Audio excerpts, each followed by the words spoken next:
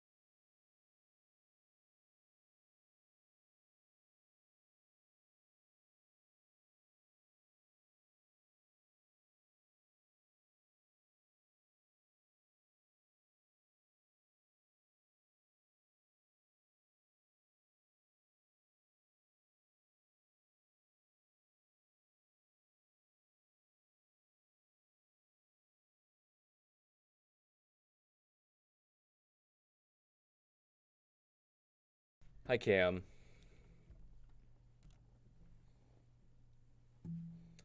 Well, actually, it's gonna bring up that. Mm-hmm.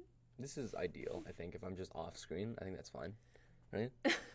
I'm just talking to your ghost, I guess. I do that every day.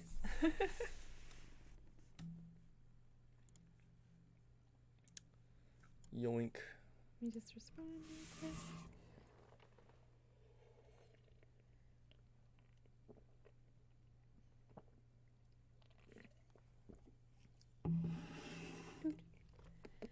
I have that one line stuck from that song. Do you remember the band I told you about, Novo Amor? Maybe? I don't know if I told you about it, but Did you send me a song from them? I don't think so. They're like a very soft, folksy, melancholic kind of band. Oh, I think you might have. Is Maybe. that when I started telling you about Intersection Jihad? No, that was Rainbow Kitten Surprise, I think. Mm. Yeah. Well, Novo Amor came out with, recently released a song called Halloween. We were like, wow, yay, Halloween. But of course, it's really depressing. so very Halloween 2020. And there's like a line where he's like, yeah, I remember Halloween. I hit my head on the edge of the sink. And I'm like, why is that line stuck in my head? That line from Marina. Mm-hmm. The Well, feeling super, yeah. and then suicidal. Yeah, just living in my head. I'm just like, It's okay. such a good song. I love besides that line, there's another really good line that's like, I want to be virgin pure, a 21st century whore. And I was like, if that was not me, then if this was not a call out for me. I don't know. Marina's just very talented. She is. Does she still operate with Marina and the Diamonds or no? Mm-mm. She dropped the Diamonds a few years ago. But it was always just It was her, always just right? her. Yeah, I don't know why she dropped that part of her name, because her recent album Too that long. just came out, probably, but it was so unique. When I think when she released her latest album last year, she just changed it to just Marina. She looks so different. I was like, Oh, did she? well, not like so different, but she kind of, the very like Dropped Marilyn Monroe prima donna kind of look. If you look at her new album cover, I forgot what it was called. She's so pretty. She's really pretty. She has beautiful eyebrows. Excuse me. It's gonna smell like McDonald's hash browns. Yeah. She looks a lot more like. Oh, just like normal. Yeah, I guess more normal, but also just like more. Not boho, not like hippie, but a lot more like. Boho. Boho is like bohemian something.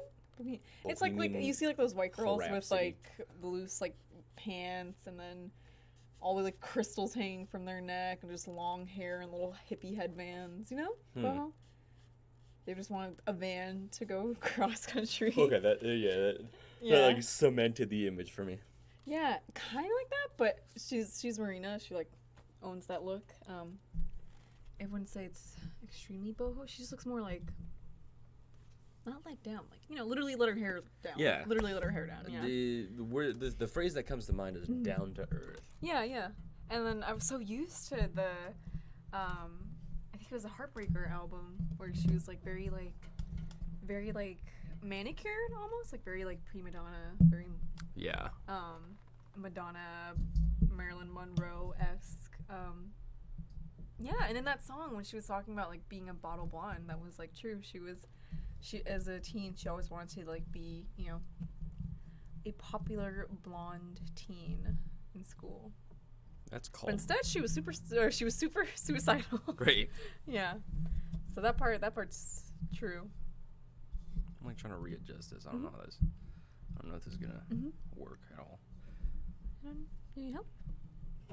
Pulling it up or? These things just like I don't know.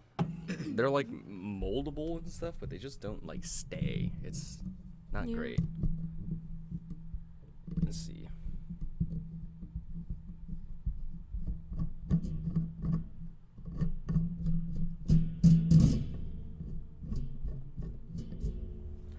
What if I do it on top? Yeah. And then maybe just like that? I think that would work, yeah.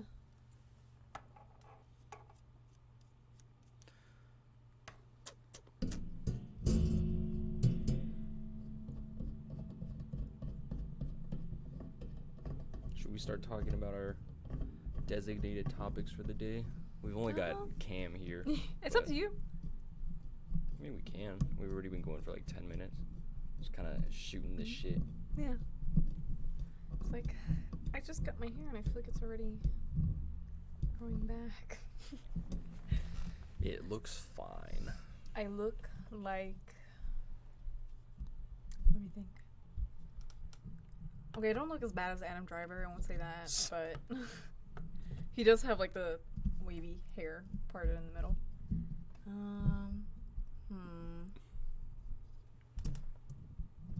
I don't know, actually. I just look very fluffy. Oh, is that these the thing things just don't you got? fucking sit. Yeah. Oh, from the car From the accident? car, yeah. It's one of the cops' business cards, and then the other one is the, like, information that we got. Oh, okay. Because I was going to say, how'd you know if he was uninsured if he was not there? No, he was. Oh, he was there? Yeah. Oh, okay. He tried to run. He did? Yeah, because So after he hit my who car, his stopped car him? failed. And he, like, got out and tried to run on foot. And I guess, know like, that. I guess some neighbors nearby that, like, you know, heard the fucking crash. Yeah. Came out and saw him trying to run, and so they... Detained him for you. Yeah, they, like, chased him down and, like, pinned him down in a parking lot. This So the is cops way more came. dramatic than I... Yeah. Not dramatic, but way more eventful. Nah, he was a piece of shit, dude. Yeah. Well, I mean, he's uninsured, so... Yeah, and his registration and shit was expired, too, so it's, like, the chances of him probably having stolen that car, I think, are pretty high. Oh, what the Yeah. fuck? This... Wow. This sits perfectly. Why didn't this do this before? Weird. Yikes. Yeah. Well, at least you have the police report and hopefully the insurance. Yeah, I already called insurance, The so... adjuster comes through. Adjuster just... I wait until Monday for them to call me back. Yeah. Yeah, yikes. Fucking annoying, man. It is annoying. Those Good Samaritans or neighbors, same energy as that little kid who, I guess, this teacher or someone was parked at like at a school, and while the bus stop was like pulling in, it like fucking put a dent in her like passenger side door, and you know the bus driver didn't like say anything. So a little girl like in 3rd grade wrote down, she was like, hey, so the bus driver hit your car, they wanted to keep going, so I just want to let you know this was like the license plate of the bus. Damn. Yeah, and I was like, fuck, that bus driver's like, That bus driver's I'm gonna murder that little kid. Yeah, I was like, wow. Surprised What that a she good knew, little kid. like, what I think details she knew to it was take like, down. I think she knew it was like fucked up that it Well, wasn't yeah, right. but like, I'm surprised that she knew to like take down the license plate. Yeah, she was like, oh, it was, and I don't know if it was license plate or maybe the bus number or something like that. So yeah, So but she can, I feel like most 3rd call. graders would have just been like, "Wow, the bus did it," and it's like, "Fuck, which fucking bus?" Yeah, so she put down, she was like 4th or 3rd grade, and she was like, yeah, here, let me rat this bus driver out. Get his ass. Yeah. Hi, Gabe. We're yeah. Same energy? No, actually, I don't Know. know. Gabe went to middle and high school with it. Well, I think I remember. yeah. I remember high school at least. I don't know if you guys knew each other like personally. I don't think so. No. I think I've definitely talked about him before though. Yeah, you have. He's the bestie. Mm-hmm. He's still in fucking. I don't know. Gabe, where are you? What state are you in? Denial. He's with his boys right now. Yeah, I think I mentioned that. Yeah, I just don't know where he is. Oh. We're literally talking about you. Shut up.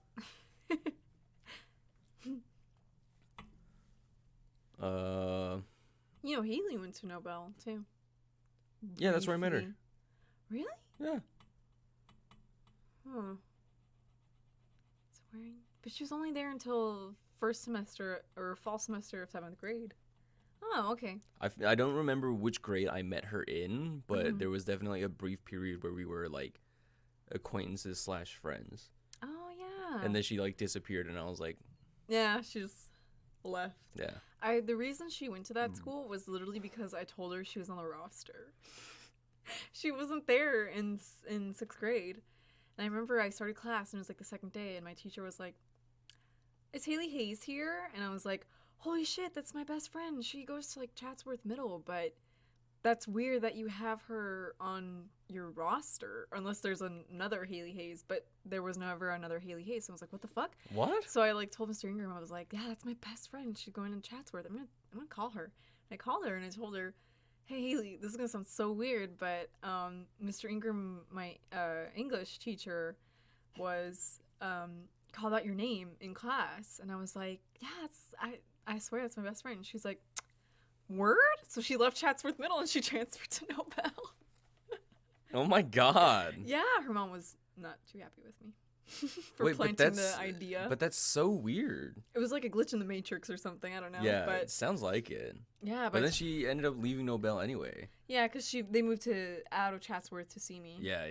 That's why. So we were classmates for at least like a year, I think. I forgot what class I had with her. Mm-hmm. In what grade? Yeah. But I just know that I had met Haley before. Mm-hmm. Those were the times. Those were the good old days. We were in drama. That's it. Yeah, sounds about right. We read a lot of Bone. We Bone always were reading Bone. Or we're always in the library for some reason. Yeah, I don't know. We did a lot. Nobel was whack, though. Yeah. Just kind of like overall. Mm-hmm. Just pretty whack. Yeah. What? I had like a very like small like pinhole into the Nobel experience because I was always with drama since... Gabe and I were with the band kids and shit. And so we just... Yeah. The band, I feel like, was such like a large... Like, it sounds weird to say, but it was like a large, like... Yeah, actually, we should have. Mm-hmm. Like, band, I feel like, was such like a large microcosm for like how the rest of like the school functioned in terms of like drama and in terms of like human interaction and stuff. Yeah. So it was just like being there in such close proximity to all these other like fucking weirdos. It was just but yeah, know, we just... Oh, sorry. No, no, it's okay. Good. I just literally not gonna say anything important, so... No, please. No, it's fine. I was just gonna say drama was just drama. That's what it was, really. Drama had... People being obsessed with Daniel Belushi, and then... and then, yeah, it was weird. I knew they his tried brother. selling. Well, they stole, and then they sold his hair. I thought that was really fucking weird. That is weird. Yeah, I was like, he's not that good. I mean, he's white, if that's what you want me to say. I guess. I mean, that sounds like what they want you to say. Yeah. I don't know. Like, weird shit like that. But also, yeah, I don't know. I had a lot of drama because... Never mind. It's a whole story. I don't know. I was in between dating 2 people, and it was really weird. Because they didn't like each other. I was in a really awkward position. Fuck them. But like real shit though, we actually should have died because there was also that fucking that random dead body. Yeah, the unidentified homeless body that was found on the front lawn like a couple years after we graduated. So straight up, some shit happened. Shit did happen. My mom still works there, and then like after the fact, she said that like sometimes she would just like see things out of the corner of her eye, and I was like, you're probably just psyching yourself out. Nobel is haunted. It just makes fucking sense. Probably, yeah. Probably the ghost of the homeless guy haunting all the rest of the people in Nobel. That's what they deserve. Yeah. Yeah. I guess that was a weird time, but it was such a long time ago that I don't really. The feelings associated have passed, I guess. I feel like middle school memories have kind of just disappeared for us by now. Did I ever tell you I almost got into like a physical fight before? No, with who? You know Whitney? I think her last name was Ayala. Yes. Yeah, we almost fought. Oh and I was like, my god! But I put my hands up and I was like, you know what? I'm not gonna do this. And she was like, fuck. And then she stormed off. She was. Was it Ayala? Ayuma? It was something. Something. Yeah, not important. She was a fucking character. She was interesting. I would not be surprised if she got into fights with multiple people. Mhm. But you? Yeah. What did she do to you? No, nothing that she did to me. It was the funny thing was, and I felt bad about the whole thing. That's why I was like, you know what? I'm not gonna square up, Whitney. You do what you gotta do, because I guess okay. So what happened is she, got a.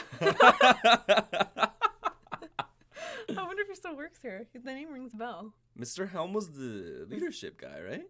I don't remember, but the name really sounds familiar. Really Yeah, familiar. I don't know. Huh.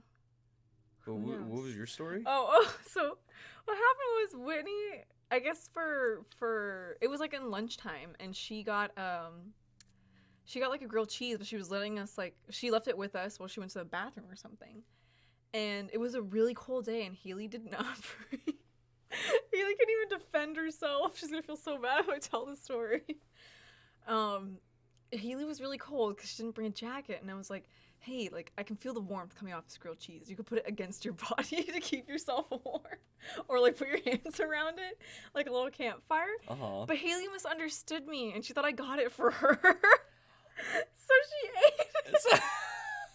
I was like, Haley, no. I said, Haley, no! It was hot, and it was covered in foil. You could have, held it. Just touched it and used it to warm your hands. Well, anywho, Whitney did not understand this when I was trying to explain it to her, and she got so pissed, she pinned me onto the bench. She, literally pinned me. She was like that. What the onto fuck, the bench, dude? and she was like, don't fucking do that again. And I was like, fuck. I mean, I didn't really do anything, but okay. You should have beat her ass, I was bro. Honestly, I was just laughing because it was so funny to me, and she was so pissed because of that. And really, she was about to beat me, but I was just like, this is so funny. I can't stop laughing. If you want to, do what you gotta do, I guess I'll just lie here. I mean, you got me pinned anyways. She was weird. She definitely was just... Yeah, just straight up just onto the what is the table, the bench tables, and I was just like I was just sitting there oh. She was always just very, I think, dramatic, kind of She was a little scary. She just wanted to pick fights with people, I think. But to me, it's weird. I could see that she was scary to other people, but to me, I was like... Because she wasn't scary, yeah. But I thought she was intimidating to some people, no? I mean, to some people, probably because they, other girls, at least, they were really intimidated by her. Because, I don't know, they're, she was taller than most, kind of. Mm-hmm. And, but once you, got to know her, she, wasn't intimidating at all, even if she tried to be. It was just no, you're just... She's just tall. She was just tall, I think. Mm-hmm. I feel so bad for I know, I just saw Gabe. that. Yeah. That's so sad. Wait, how would you do the You should have killed him, Gabe. You should have killed him. Maybe the bandages. Oh. So say if you couldn't see you, then no one could connect the murder to you. Yeah. Yeah. I think he's coming back to me, Mr. Helm. I have a face. Yeah. In my mind. I feel like Mr. Helm from Nobel Mm-hmm. and Mr. York from Mm-hmm. Granada were the same person. Just the same shitty little NPC model. I don't remember Mr. York. You might not have had him. Oh, okay. I thought he was a staff, a No. He was a principal teacher. or. He was a science teacher, I think. Mm. He's literally a Republican. I had a very niche experience of high school too, because I was in humanities, so I was very sheltered from. Yeah, your experience. My experiences are is weird. Very different from mine. Yeah, it's weird, but honestly, I would not have had it any other way. Humanities was yeah, you a sound dumpster fire sometimes, but it was a lot of fun. You sound like you had a good time. Gabe and I, we just I'm went sorry. through it. It's because being in humanities and being with the same people from freshman to senior year, I think it changes you. It changes you because those people. It's wow, I knew you when you were 14. Now we're 18. What? And so, I don't know. You stick through it. You stick through it like glue. And also the fact that the teachers were just on something else. They didn't really They didn't really, I don't know. Like how we did neuroscience in English class and how we watched Legally Blonde 2 in history. No, economics. See? You sound like you had a good time. We watched Gattaca in history, I think, which was weird. You sound like you had a great time. Yeah, and then in computer or first it was digital something, then it was American Images, then it was filmmaking. We just fucked around in that class. And it was good. It was good times. I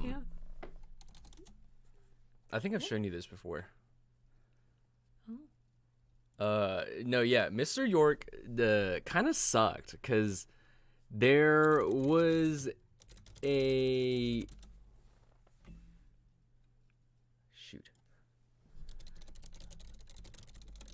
I remember that there was this, I guess, kind of a theory that I had read about like a while ago that discussed something about like, you know, just being able to, I don't really know like what the point of it was, but like basically what it said was that if you put a frog in like a pot of water, and then you like slowly increase the heat, like if you increase it continuously, like of course the frog is gonna like, once it starts getting really hot, then it's gonna jump out. But if you turn it up really, really slowly to the point where it's just like you turn it up and then let the frog get adjusted to that new temperature, and then turn it up again, and then they get adjusted to that temperature, and then you turn it up again, then they'll be in the water for a lot longer than. I don't know what we're talking about. Wait, what? I don't. I'm confused. I don't recall. I'm talking about Mr. York. I'm talking about because like I had read about this like theory, and then I like mentioned in class one time for some like reason or another, and he literally just like completely did not even humor the conversation. He just like shut it down completely and was like, no, that doesn't make sense. Like the frog would just jump out, and I was like, no, but like if you let it like get adjusted to the heat. Like, you know, it's going to be in there. I'll show you, Mr. York. Dunks him in boiling water. No, yeah, but I was just like, if you allow the frog to get adjusted to the heat as, like, the heat increases, it'll be in there for a lot longer than if you just, like, cranked it up, you know? Like, eventually it might still jump out. It's probably not going to let itself die in there. But, like, it's not implausible. And he was just like, no, that doesn't make sense. No, stop talking. Stop talking. Make sense. And I was like, shut the fuck up, Mr. York. You suck. But I was confused where that was going. I was like, wait, why did we start talking about that? Yeah, because I was just talking about Mr. York. Oh, okay. But this is 2011. I think you showed me. Yeah, I think so. Yeah. Gabe and I were in the middle school band together. And then this was one of the songs that we played. Which is actually low-key a fire song. Yeah. It's bad because it's a middle school band, but... kind of a fire song. Keiko was in band, right? No, she was in orchestra. Yeah, I remember Keiko. We carried this band so hard, dude.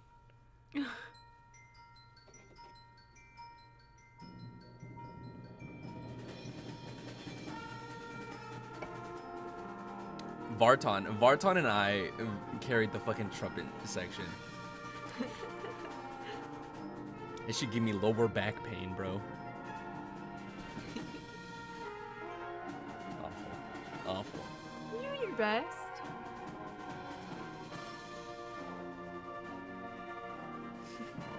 Like half of the 1,000 views are from me. And the dislike is from kidding me. It's from me too.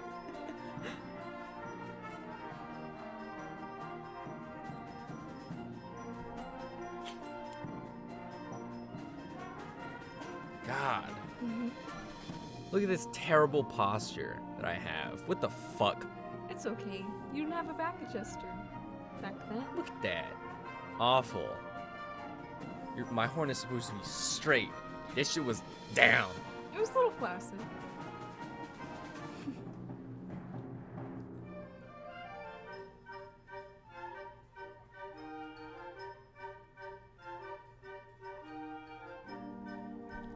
It's Gabe Solo.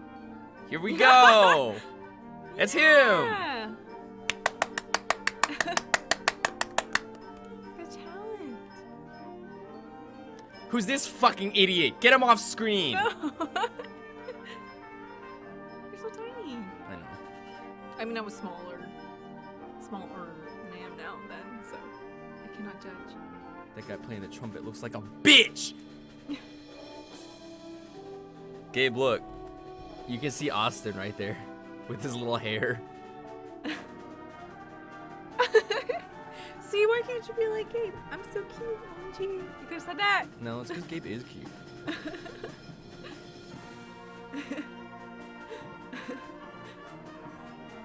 Also, I think this one's Gina. I remember Gina. Gina lives really close to you. You know that? Close to me? Yeah. Wait. Literally, like, up the street. She lives in one of the communities Oh. on the Mail.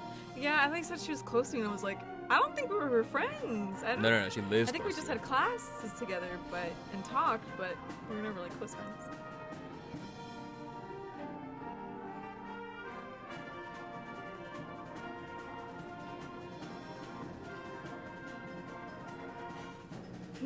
I don't. That song just like every section just disconnected from themselves right there. I had no idea what it was supposed to sound like. And you never will. Yeah, fucking apparently.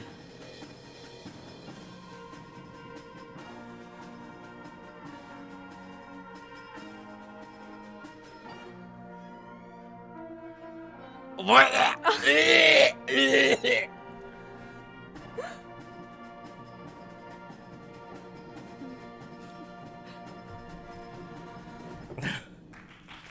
Yeah, straight up. I was just about to say, I can't believe Mr. E fucking let us go on stage like that. He had faith. Maybe it was misplaced. It was but misplaced. No, I'm kidding. It was definitely I'm misplaced. kidding. Yeah, there were. That last section with like the low horns, what the fuck happened? Just everything fell apart Everything right there. was just held together by a little piece of string. by me and Gabe. Yeah, that's it. You guys were holding a string, and that's what was carrying. That Yeah, was it. almost guaranteed that was fucking Tony, dude. That's so funny. Yeah. Band definitely sounds like it came with some stuff. Band was very interesting. Mm-hmm. Granada Band was maybe worse. I mean, Adrian has told me so. Yeah. More or less. She was in Pit, right? I think. Yeah, I don't With think Lauren. she was. Yeah. With, Pit. Yeah. Wait, Lauren? Fuji? No, Faragian. We had two Laurens in our group. Yeah. We had Fuji and then Faragian. I don't know. They both started with F's too. I know. Unfortunately, we're like Lauren F. And I'm like, there's two. Yeah. I like barely knew Faragian. Yeah. She still does band stuff too. Yeah. Enough. I think I follow her on Twitter, maybe? Instagram, maybe. Oh, okay. Yeah. Interesting stuff.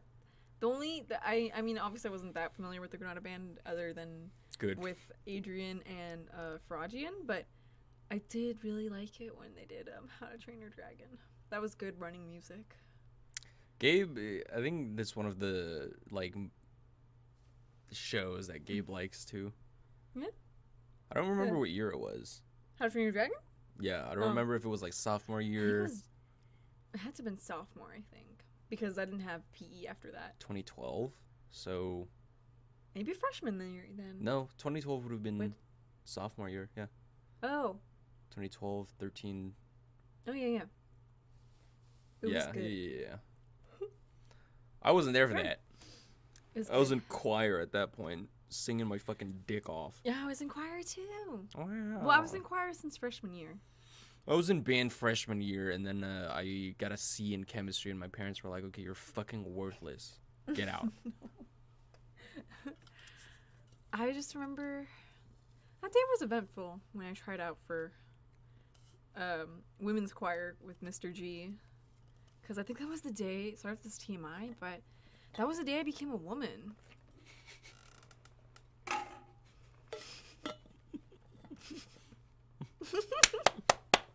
Beautiful. Powerful That's stuff. it. No, I got my period that day. Well, I mean, yeah, The I figured. First time. Oh, I thought you were assuming I like had sex or something, or I No. banged somebody before going to this this tryout. No. No, I got my period and it sucked. I think the juxtaposition of that would have been very concerning, being like, oh, the day that I like tried out for women's choir with Mr. G was the first time that I had sex, and I would have been like, It was Excuse actually, me? believe it or not. No, Mr. G. No.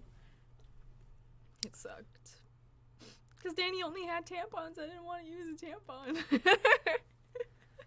I don't remember how it was for me to just like join normal choir. I don't remember if there was like any kind of process. I think it's just like class. 1 year. I think that was it. Yeah. Because the way for women's choir was after school. Sorry, what were you saying? Then I had to try out for Smooth White. Yeah. Sophomore year, or I guess end of freshman year is when I tried out for one of the girl a cappella groups, and then got in sophomore year. I think I got in probably junior year, because I think I was only in it for a couple years. Yeah. I don't know. This shit was weird. Choir was interesting. Choir was interesting too. Sorry to keep burping. No, you're fine. I'm trying to remember. I guess it wasn't as dramatic and weird as drama, middle school drama. It wasn't that bad. It was a little. It was a little sketch ups and downs. Sometimes. Yeah, it had its ups and downs for sure. I think, but that comes with anything. Do you want to move this jar? Oop. Yeah, let's move it. Al's friends with a bunch. Is Al an anti-masker? He better not be.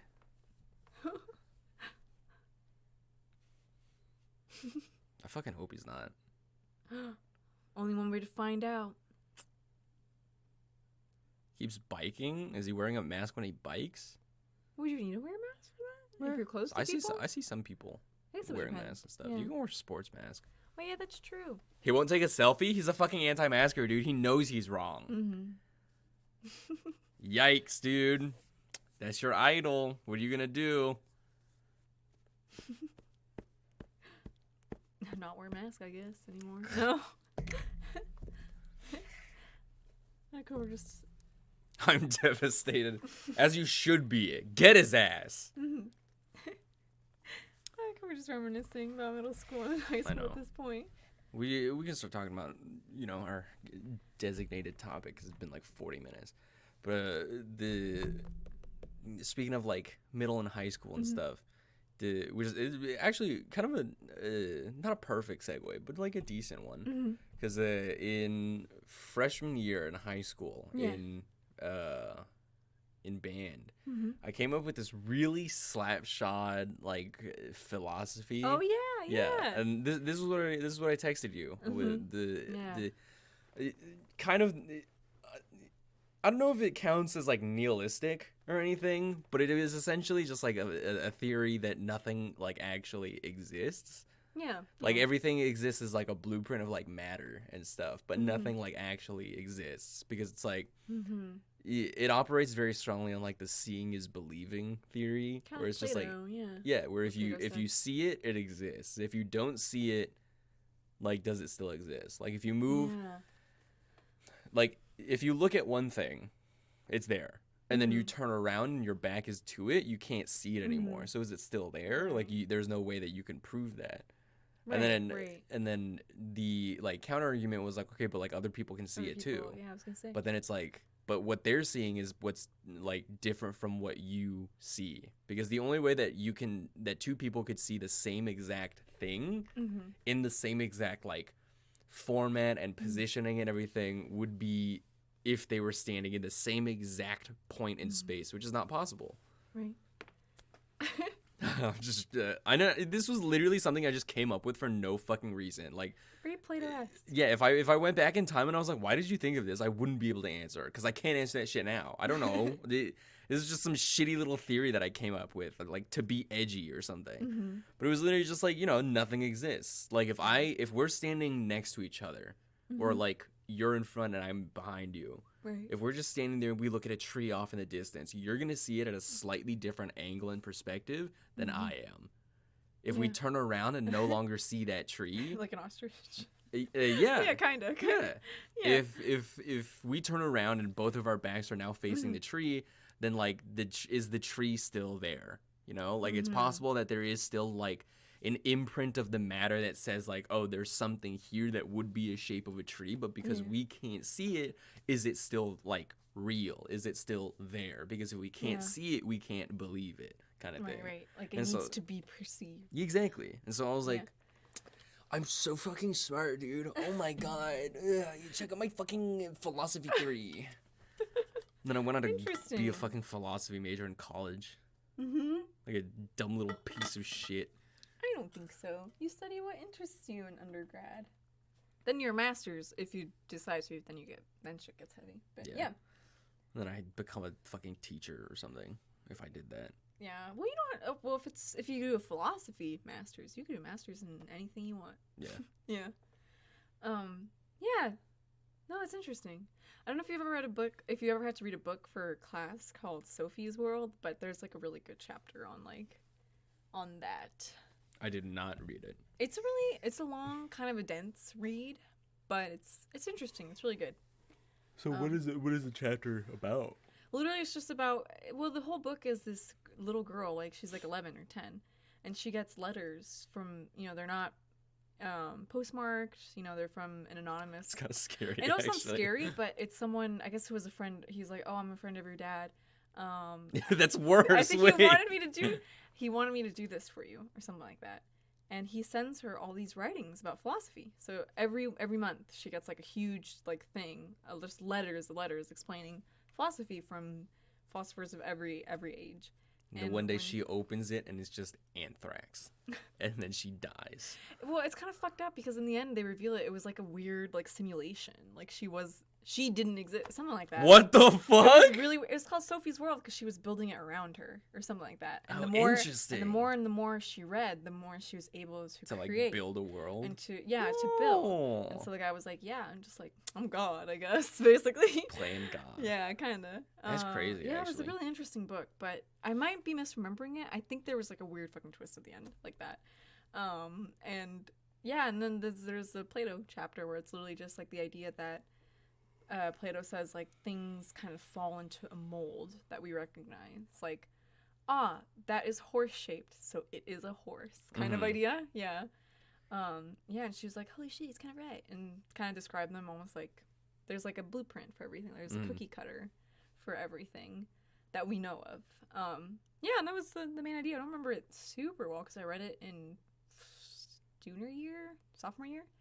But yeah, kind of similar idea that, you gotta, there's like a little like tray of like cookies of like horses, and that's like I don't know, that's like the horse, those are the horses. I don't know. One of my favorite stories, I think, that like involves Plato, because I don't think Plato was the one that did it. I think it was like somebody else who was being contrarian to Plato.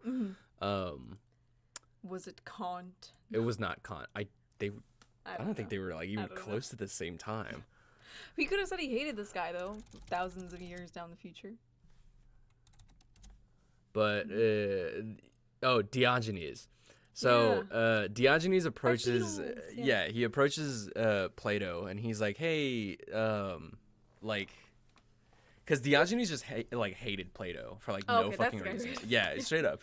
And he was just like, okay, like I'm gonna set out on this life journey to just like make sure that I can make Plato look like a dumbass. And so he goes up to Plato while Plato's holding one of like his seminars and stuff, and he's like, Plato, define a I think it was like define a person for me.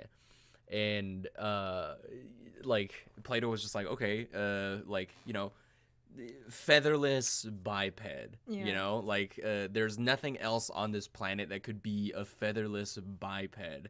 Therefore, we can succinctly define man and the human body as a featherless biped. Right. And Diogenes whips out like a fucking plucked chicken and just like throws it on the table. Let's just go here. I don't know. Yeah. He plucks a chicken and brings it in, and it like, now it's a featherless biped because chickens are bipeds, and he took off all the feathers, and he's like, so mean. yeah, he's just like, behold, a man. And Plato's just like, someone get this guy out of here. I'm gonna murder you. Yeah, he's just like, you shut the fuck up right now. Get out of my fucking class, I swear to God. Diogenes. Yeah. I don't know if he would have changed like his stance if he had like a concept of evolution in his mind. Who, Plato? Yeah. If evolution was like already like not a well-known thing, but like a thing that they knew of, would that change his mind?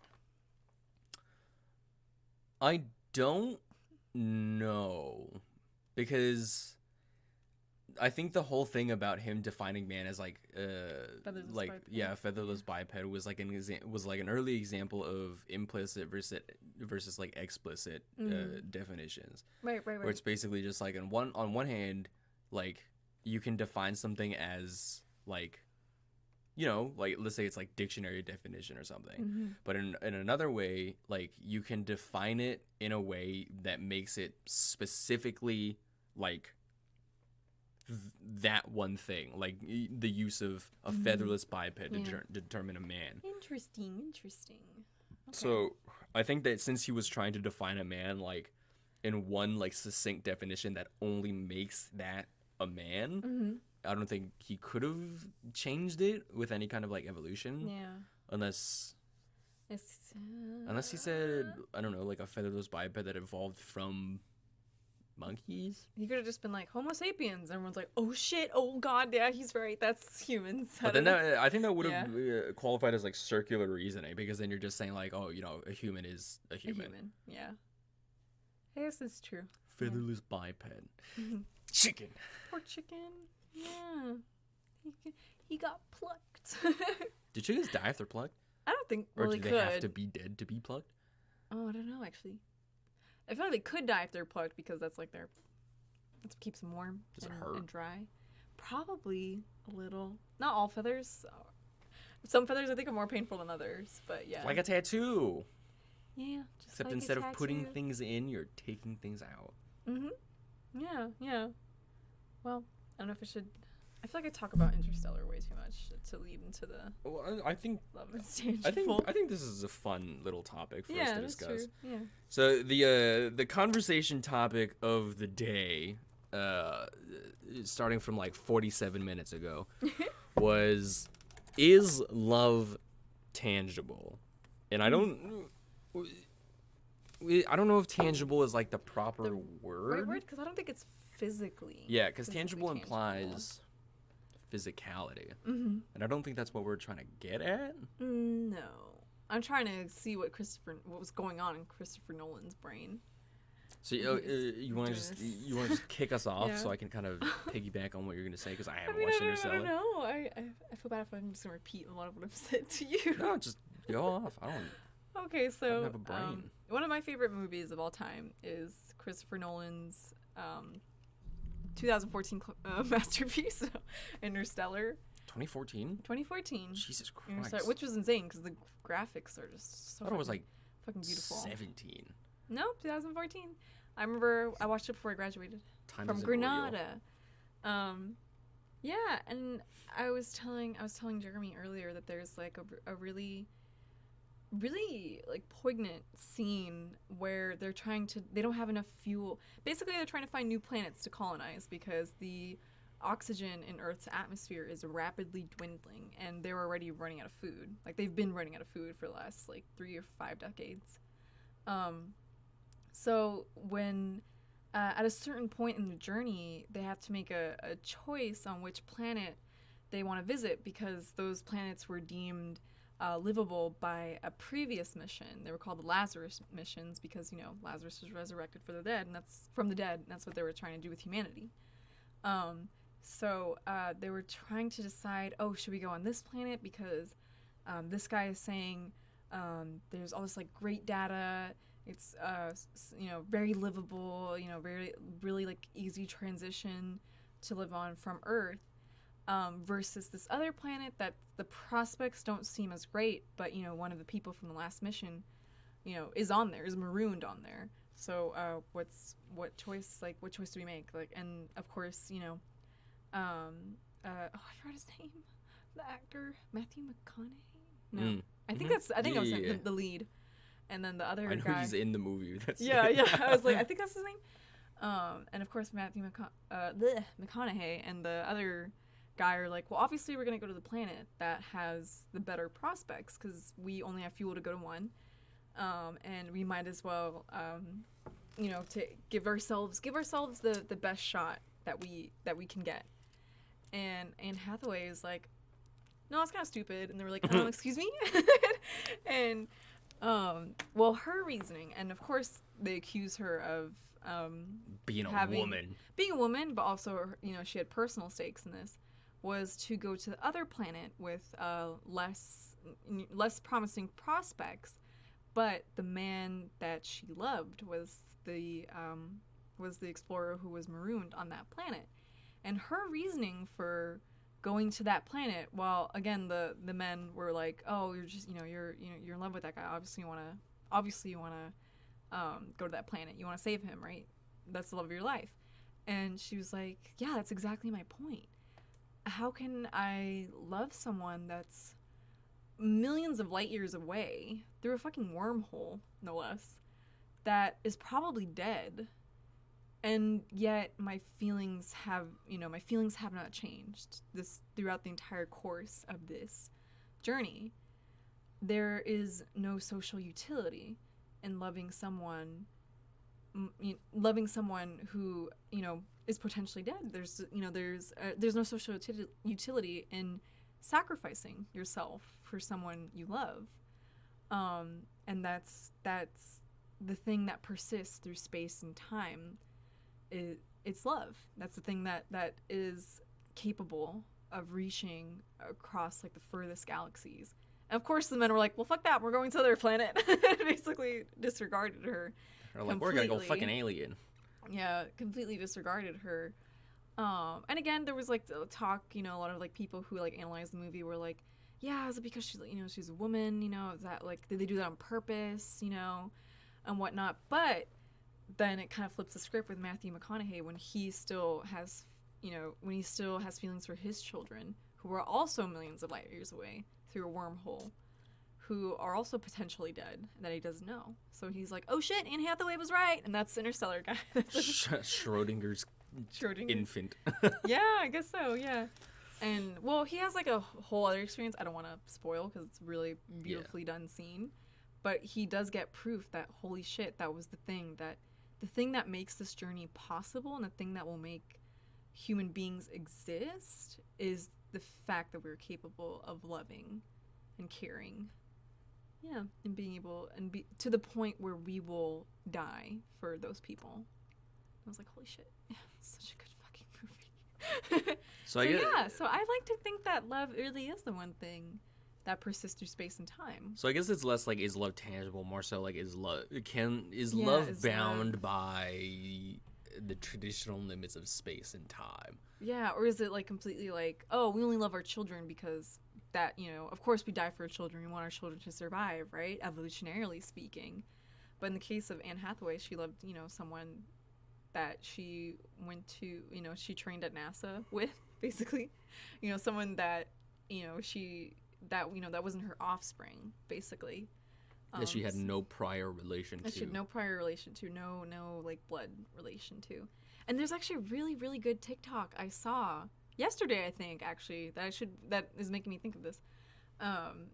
It was talking about how scientists studied the amygdala in primary caretakers of children, and how previously, they thought like, oh, there's only like that bond only exists between a mother and her child because evolutionarily speaking, that increases the baby's chances of survival if the mother has a special connection where she is willing to sacrifice herself or kill something for, kill whatever threatens her baby, right? Which makes sense, right? Mm-hmm. It makes sense that, evolutionarily when, you give birth, you're like, yeah, I gotta protect this thing. I gotta make sure it survives. This thing, yeah, this object I've come across. I give birth to. Yeah. So that was the consensus that only mothers are capable of that bond. But recently, I think it was a study done in 2010 or 2015, where they didn't do this with just moms that had just recently given birth. They did it with any primary caretaker, whether the baby was biological, whether it was adopted, whether the primary caretaker was directly related or not related at all, if it was the dad, and they came to the conclusion that bond is not formed by, blood relation or familial tie. It's formed by choice. Basically, everyone's amygdala lit up in the same way that mom's amygdalas light up when they see their kids or with their children. So I feel like that's like an interesting kind of, if you play that back to Interstellar, it kind of attests to the fact that those were his kids, those were, his only, those were like the last two members surviving of his family, or last few surviving members of his family.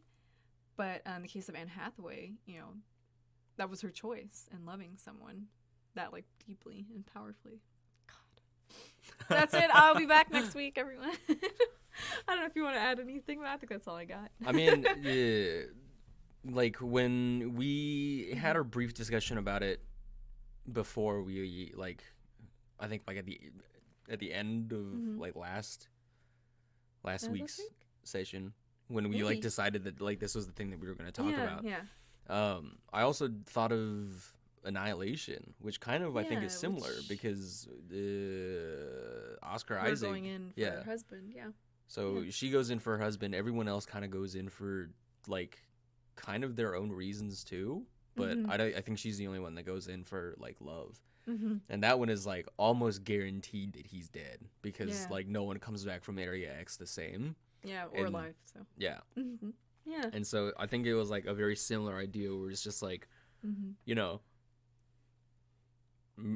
I think marriage is a choice, Yeah. And so I think that, I think that like their love was in the same sense like a choice of that amygdala kind of thing. Yeah. Which like means, the amygdala was lighting up in the same way. Yeah. That a mother would when she's caring for her baby. Yeah. Yeah. And so I think it's a very similar idea where it's just like, there's no social utility, as you mentioned, to sacrificing your own body to try and save somebody that's not your kid. Yeah. Basically. Yeah. So she's someone that, will bear no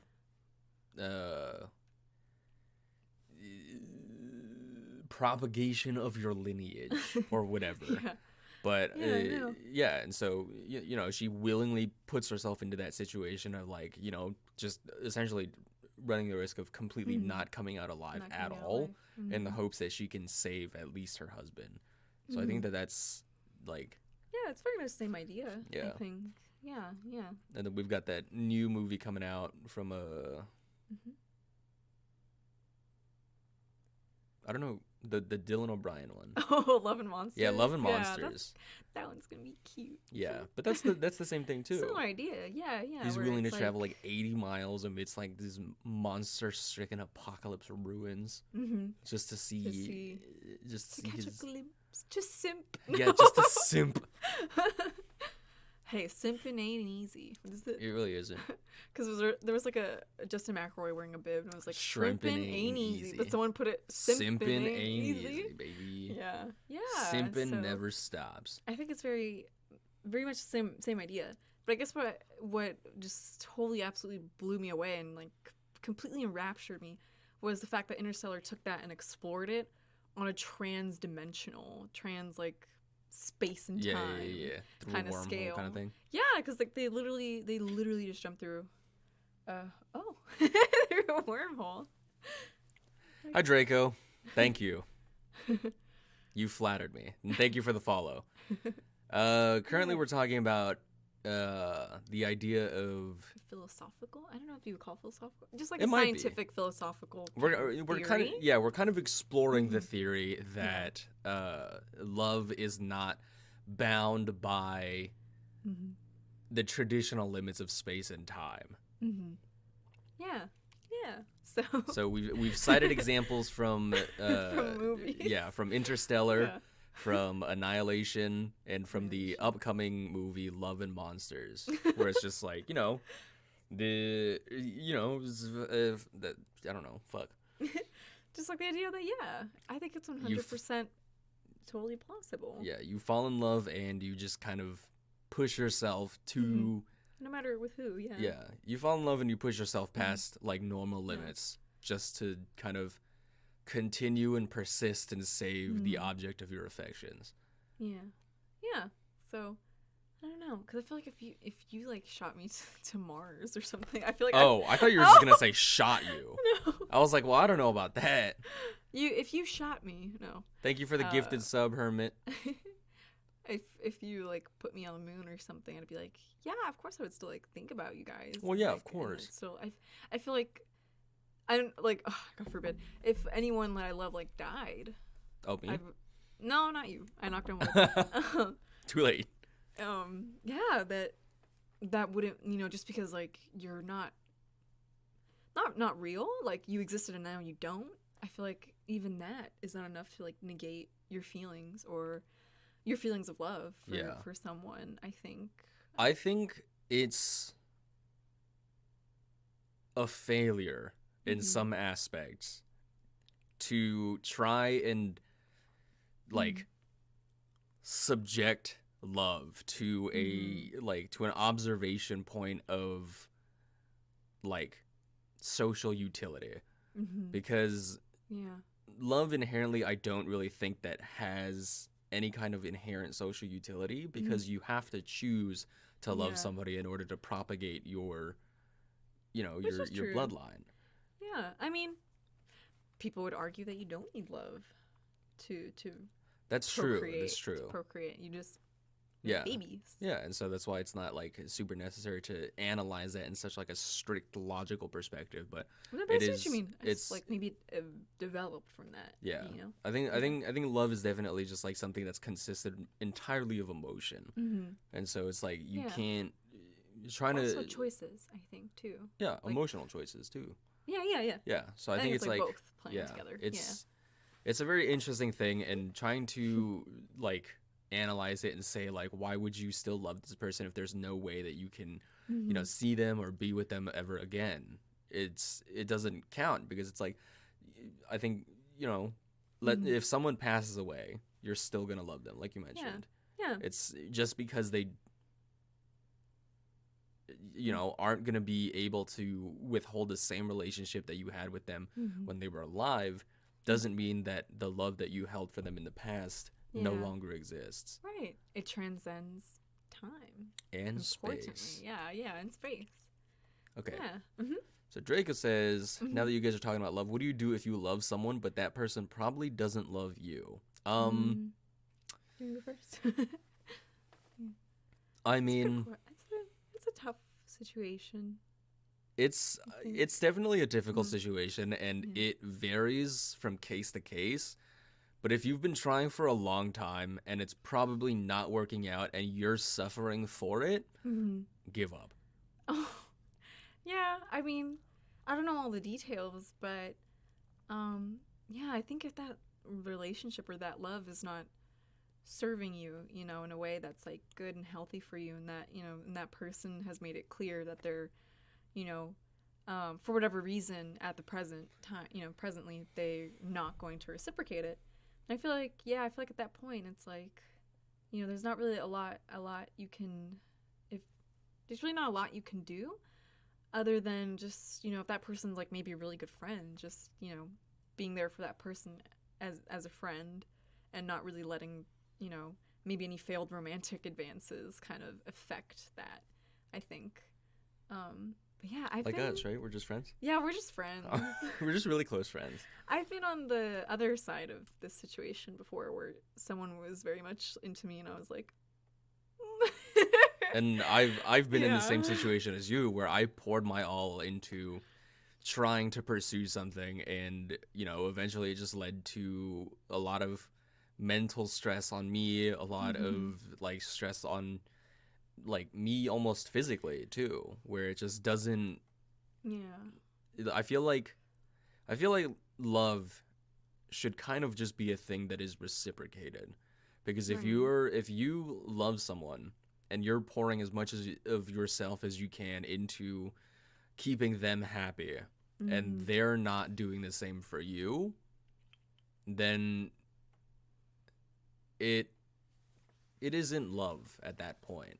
It's just nobody's fault. Yeah, it's at that point just pain at that point. It just kind of happens. I mean, for my situation, I was like, for a while I was like, wow, I'm such a shitty person. I was like, I'm such a robot for not being able to level with this person and also feel the same way, I guess, if that makes sense. because I like you were saying, I know that it's painful to really be into someone that just for for whatever reason doesn't feel the same way. For me, I just didn't feel the same way. I don't know. It just wasn't the right fit for me. Not everybody that you love is gonna love you back, and I think that that's a very important thing to keep in mind, because right. sometimes you're just not gonna click. Yeah, exactly. I'm not like saying all that stuff to make it like, wow, this is so sad for me. No, I live such a hard life. I know, it's such a hard life. I was like, he's so obsessed with me now. No, it was very much like I see this person and I see that they really want this to work, but it would be wrong of me to give them that, and even more wrong for me to kind of force myself to be like, yeah, okay, like sure, like let's do this, So I think at that point you just gotta, for as the other person in this situation, I think at that point you just gotta, I don't know, you gotta, like I said, you gotta really see what serves you, what really is gonna get you to that point of growth that you want to be at. And yeah, loving someone who's just not reciprocating or is just never gonna reciprocate, that's just really ultimately like a waste of time, waste of energy. Yeah. I think you guys should be able to give and take from each other without hurting each other. Yeah. Including yourself. Yeah. I know a lot of people say like love like hurts, and part of me, like, I'm like, I see like sometimes, yeah, when you open up to someone and you have to be vulnerable, especially with like a traumatic history, yeah, that can like really hurt. I know what that's like, but it shouldn't hurt in the way that it's like, wow, this person is just never gonna see me that way. They're never gonna treat me the way I should be treated. Ouch. It shouldn't hurt like that. Juice. Yeah. It should never hurt like that. Yeah. I think love hurts, but it shouldn't hurt always. Yeah. There's gonna be, you're making that choice, right? To pursue this relationship and to be open, have that like two-way kind of communication, right? And sometimes I can see why that's painful, considering if you had really bad relationships in the past. But if it's painful because that person is inflicting pain on you, that's not love, I think. Yeah. Love is not without pain. Amen. Yeah. So Draco, let's see. Yeah. I already knew her, but we didn't talk. We started talking more, started developing feelings, relationship, distance, started acting weird and ignoring you, ended up breaking up. Still don't know the actual reason. Distance is kind of tough. Yeah, distance is kind of tough, and I think that given the current like quarantine status of everything, like there's been a lot of change in the ways that people start and maintain their relationships. Right. In that case, both of us are very heavy advocates for open communication in a relationship. If you can't tell somebody what's wrong, if you can't explain like what you need or what you want to like see, then like things aren't gonna work out, because if you can't say what you want, then chances are you maybe won't get what you want, and then you're gonna be unhappy. And so I think in that regard, if she started acting weird out of nowhere and then started ignoring you and you still don't know the reason, I think that probably it was a relationship that just was not super meant to happen. And if it like if it was thanks to that abusive relationship, then like no offense to her, but sorry, I just keep burping. No offense to her, but she clearly has some stuff to work on in her own mentality and her own life that she needs to fix and figure out before she can kind of go into pursuing other long-term relationships with people. Because if she continues to let that past, like bind her and hold her back, she's gonna continue to hurt like other people. So yeah, I think, I don't know, at that point, I feel like if like you kind of like, yeah, she does definitely needs to really work through that trauma and be able to what me and my therapist call the growth and resilience stage, where you kind of like, resilience isn't really a characteristic, it's a set of skills that you kind of hone for yourself after really processing that trauma and actually being able to use those skills to begin the growth, I guess, phase or step. But yeah, I think I feel like obviously you can't like blame her for that. That's something that she didn't have control over, and that doesn't excuse the way that she's treating you. But I think maybe, I don't know if you guys are friends or not, but if you can just like be patient with her and just support her maybe as a friend, if that's something that you think would be good for you and you think that would be good for her, I would think that's, I don't know, something you could look into maybe. If that makes sense.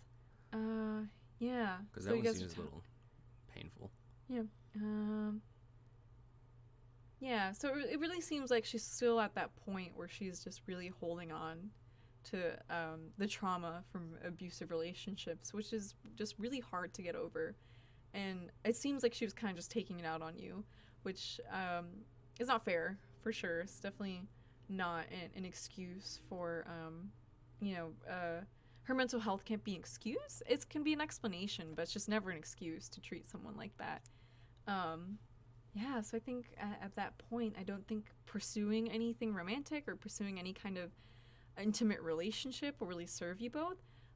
Especially right now, since you can't see each other, I guess you could, always like FaceTime, see each other over video and, talk, kind of face to face as you can get during COVID times. If you could do something like that and maybe be able to talk about it completely like objectively, try not to really let emotions kind of deride the conversation, and maybe you can kind of figure out why it didn't work out, or you can kind of figure out what she's thinking, what she's going through. That might give you some resolution, which I think would be important maybe in the situation. I think, I think a good way to look at it is, if you want to stick around with her and if you want to, try and like help her like process this kind of stuff, then like go ahead, like we're not telling you to completely just like let her do her own thing and kind of like live her own life and fix her own problems. Like, you as a friend are more than welcome to, stay in like this friend relationship with her and kind of help her work through her problems and just give her that support that she needs. But judging by what you said about her getting mad at you for mentioning that relationships, mentioning like how her mental health isn't like doing her any favors for like her long-term relationships and stuff, on one hand I can kind of see why she was upset, because that is kind of like a big bomb to drop on someone who's not ready to hear that. But on the other hand too, like, if she doesn't want to recognize that and instead projects that into anger, then I think that there is definitely something more that she needs to work on in herself. And then you won't be able to, offer her an olive branch, and you won't be able to, help her as openly as you could until she gets over that personal wall of hers. So I guess you guys are able to see each other in person, which is weird. Which is a little weird because it is COVID time, so I'm not sure. If your school's in session, I don't know. Sorry, that kind of sucks. Yeah, I don't know. I don't know where you guys are. But if school is in person, I hope you guys are, doing safe. All right. Yeah, safe. But COVID stuff aside, yeah. Oh, Portugal. Okay. So they're probably better off. They're probably better off. Yeah, we're in the U.S. It's not looking so hot for us. But anywho, anywho, we were at a hangout with friends at a friend's house. We were seeing memes. So I think she's kind of. It seems to me that she was really kind of like pretending that stuff didn't happen, pretending that she didn't really talk about it or didn't mention that she was suffering from trauma of past abusive relationships. But now that I know you guys can see each other face to face, as hard as it would be to confront her about it and bring it up again, I know I'm definitely like a non-confrontational person. It takes like a lot of like nerve to work up for me to be able to talk to. No, you're fine. To even talk to like my closest friends about like things that bothered me or things I'm not comfortable with. But I think it would be really worthwhile in your case to just be able to sit her down and just probably like a low key situation where privately you can talk to her about it and say um, say like, hey, I don't know like what's going on. Are you sure you have feelings for me? Are you sure you want to? Do you want to work on what you have to work on first before we get to that point again? And I feel like you should feel free to be able to communicate that. I Ultimately, think if anything's gonna happen, you have to communicate with each other. Yeah, first. for sure. Mm-hmm. That in itself is like gonna be a pillar of the relationship between you guys. It's just like open communication and being able to talk about what's going. What the fuck? What did I just step on? I don't know. What the fuck is that? Oh, I stepped on something sharp. I was gonna scream. Okay, I think you stepped on a bug, and I was like, I'm out. No. Yeah, I think that it might even be in your best interest to not pursue anything romantic at all right now. Because what I'm hearing from your end mirrors very strongly what I went through in my experience, where it was just that, I did so much for her and I always went over, and then there was always that period of, like we would do something and then immediately after it would just be like filled. She would kind of like guilt me with like her feelings of regret of having done that, all that kind of stuff. And then the next time that we saw each other, it would just be back to normal, and she would just kind of like, be very affectionate with me. And so I was thrown into this like tornado of, are we okay? Do we need to talk about something? But every time I tried to talk about something, then she would just get mad at me. Yeah. And so I think that completely is not fair to you, because what's kind of happening is you're being, not really going to sugarcoat it, but you're kind of just being strung along, where she wants to explore something with you, but can't find it in her own self to be able to fully commit to that because of the past things that she's been through. And so she's kind of keeping you there as comfort. But as soon as like anything goes past like where she wants the line to be drawn, then it just turns into pushing you away as hard as she can, as far as she can, until you're back behind that line, and then she kind of sticks back with you and starts pulling you along again. And so it's really not going to be super healthy for you until you guys can openly communicate and say, this is where the line is. This is where we're going to like, stop trying to do things until we've like fully considered what we need to do for you to like surpass those like mental blocks and stuff, like for you to grow past your your past and be able to pursue committed long-term relationships again. Because if she can't figure that out, and if she can't tell you what she wants and is looking for and needs to do for herself, then it's just going to be a manner of getting pulled back and forth until someone breaks. Right. And it would probably be you. Yeah, and I think at this point, knowing that she's had a traumatic history and traumatic past, you may feel like, obligated to be there for her and be able to support her. And I'm not saying, you shouldn't, obviously, I don't know all the details, and I would say talk to her first. But I think at the end of the day, really, one of the biggest forms of self-care is setting boundaries for yourself, knowing when, okay, I'm going to support you and care for you if you tell me like that's what you want. If you tell me that's something that you need, and maybe it's not necessarily reciprocated 100%, because sometimes I feel like sometimes when someone the other party in a relationship is going through something, they can't give their all to their to the other partner, if that makes sense. There's going to be some times where it's not always going to be 100% all of the time, but I think you have to really establish that, you know, like you said, like um, really talk about what she needs, what she wants, and then what you need and what you want. And if that's not something that serves you, don't be afraid to say then, hey, like, I can't, I can't be there for you, you know, for whatever reason. And I think I don't, sometimes you do have to be a little selfish. I think when it comes to, not guarding yourself, but protecting yourself, essentially. And I think a lot of people forget that, or think that's a bad thing. Like, no, you're supposed to give, your all to the other person or to your friends or family. And I'm like, that's bullshit. You gotta, how are you gonna do that in the future if you're not taking care of yourself now? If you're not setting boundaries, if you're not protecting yourself first, I think, in that way, in that respect. So there's a really good phrase that I heard from somewhere, and I can't fully recall where I heard it from, but it's you shouldn't set yourself on fire to keep others warm.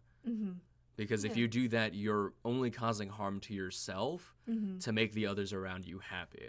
And if you always do that, then eventually you're going to burn out. Eventually you'll have nothing left to set on fire to keep the others warm. Yeah. And that's going to that's going to make you feel shitty because you feel like you're obligated to do that. And if you can't, then it's going to make you feel like you're not doing what you're supposed to be doing. But the fact of the matter is that you shouldn't be doing that in the first place because you are your own person. And if you only give and never receive or never, take back, it's only going to cause you pain. It's not going to give you, the, the love or the pleasure that you're looking for in these kinds of relationships. Yeah. Love is a two-way street. It is. And now I'm cruising on. And I've gotten into a car accident. Yeah. Don't be afraid to be selfish. Yeah. Really. I feel like, just don't be afraid. I feel like a lot of cultures, especially in the U.S., we really pride ourselves on, being able to give and give and give. And we never make sure that, we don't have a receipt like JoJo.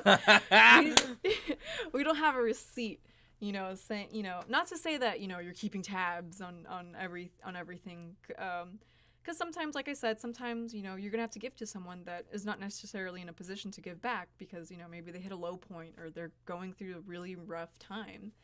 But, it shouldn't be like that all the time. It shouldn't be like that. They shouldn't not give to you all the time. You deserve to be treated the way you're treating others, and so biggest thing, please don't be afraid to set the boundaries and to protect yourself, because ultimately, if you don't do that now, say, this is a great, amazing person comes along 2, 3, 5 years down the road, and you just don't, you don't have anything left. You're totally burnt out. You don't know how to communicate with that person. You don't know how to set up a healthy relationship with that person. And it's gonna kind of feed into that cycle. And it's shitty.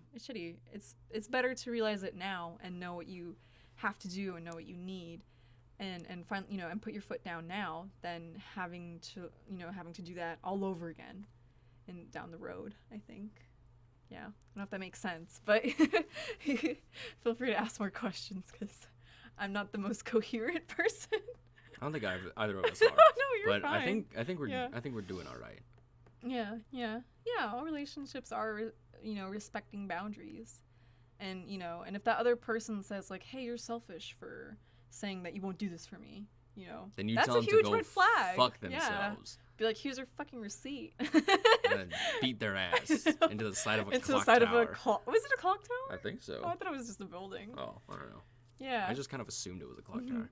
Yeah. So you should be more selfish. You should protect yourself. And yeah. Yeah. I think the first step is recognizing that it's starting to hurt. Because if it's starting to hurt you, then there's a problem. Yeah. Because, because a relationship should not bring you pain. and not like hurting in the sense that you're opening up and you're becoming vulnerable, and that's a hard thing for us as human beings to do, but hurting is in the sense that she is causing you pain. She is, whether directly or indirectly causing you pain. Yeah. By choosing not to communicate with you and choosing not to set boundaries with you. Yeah.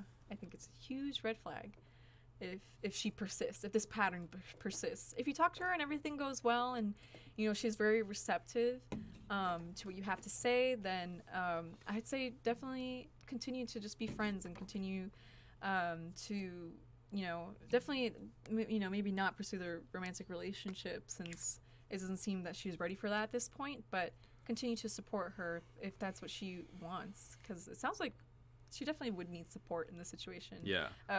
Objectively speaking, obviously I don't know this person, but if I were in her situation, yeah, of course I would want the support and help, and I think I would need it as well. So yeah, so I think hopefully if she can voice that and tell you, be upfront with you, like, hey, I can support you too, or like, hey, no, I'm not in a good place, I can't really support you like that right now. At least you'll know, and hopefully in the future, things might turn around, and maybe she'll say, yeah, I'm in a great place now, like, you really helped me a lot, and now I can finally explore this with you, or we can talk about it more. Then that'd be great. But yeah, definitely if you confront her and it goes well, I wouldn't say that's the end of it, for sure. Consistent communication is really the key, and just checking in with each other, because maybe she's open to it now, but maybe 6 months from now she's like, well, okay, thanks. Yeah. Yeah, which it happens. People change. I think we forget that a lot. People are very, very prone to changing. Not just 1 or 2 times, but people I think are constantly changing. Oh yeah. Every day, week, month, year. So don't forget that too, and don't forget that your needs and wants will change as well. Yeah. So yeah, do not be afraid. Yeah. Yeah, I think a biblical angel once said. No, I have 6 eyes. And oh God. I think an important thing to also remember is Mm-hmm. I really just keep fucking burping. Fuck. It's okay. You drink that thing really fast. I know, I did. Yeah. I drink everything really fast. It's Yeah. bad. But I think an important thing to remember is that, Oh,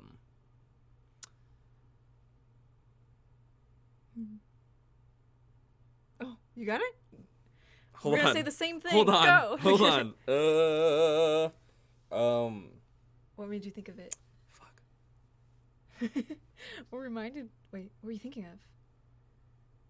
Was it about people change? Oh, so Yeah. fuck. Okay, so I think it's really important to remember that, Yeah. Let's say you have the conversation the first time, and she changes and like everything goes okay for a little bit, and then she reverts back to her old self where there's no communication and she kind of like is treating you the same way. And then you have to have that conversation again. I think that it's important to keep in mind that if you have to have this conversation multiple times, not only is it not benefiting the relationship, it's also not benefiting you, because it's showing that instead of actively listening to you and being like, okay, I want to keep Draco like, here and happy and with me, like, and supporting me, she's only changing to appease you for a little bit and then just falling back to her normal ways. So be careful. Yeah. Notice the patterns. Yeah. Like you said, the consistent communication is going to be very crucial here. Very important. Yeah, because I had not my personal good friend, but a friend of my really close friend who would do the same thing, kind of, where she was like, no, I'm getting better, I'm getting help for these things, I'm going to therapy, and then just completely falling into kind of these toxic patterns of behavior over and over and over. And at that, what I'm talking about. And at that point, my friend was like, hey, like, I'm choosing, if you really do decide to turn things around for good, and I see that, then I choose to be there for you. I don't owe you that, but I choose to be there for you if that's something that, you do follow through with.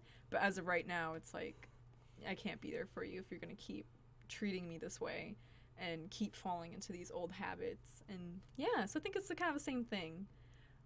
You should definitely keep an eye out and be careful, because one good conversation doesn't guarantee like a change in behavior, or like maybe a few weeks or a month of like changed behavior doesn't mean that it's set. People will still fall into their own ways. I don't know what I was saying there, but people still fall back to or revert back to their old ways. And yeah, not to say that all people are like that, but you know, it happens, and you just gotta be open, I think, to things not going 100% as planned or not going the way you want it to. And that's just, I don't think it's really anybody's fault at that point. And it's just up to you to decide whether you want to be there, whether you want to be there if she changes long term, or if she comes back and is like, hey, like I've really been good about this, I've really changed. That's totally up to you, because again, you don't owe that person. You don't, you know, if you choose to leave, you don't owe that person to be like, oh, I'll come back, you know, or like, oh, I'll stick around and see what happens. Yeah, you're totally free to decide what's best and what's healthy for you, I think. Yeah, I don't know if that made sense either, but it did. Yeah, Draco, that's a really good first step. Just like opening the door to that conversation, because that conversation is gonna lead into, you know, a lot of different paths that like the relationship between the two of you can take. And if you don't open that door first, then you're not really going to be able to get anywhere. Right. Yeah, there you go. But once it's open, try to keep it open. Yes. Yeah, which is hard. It's harder. Definitely easier said than done, I think.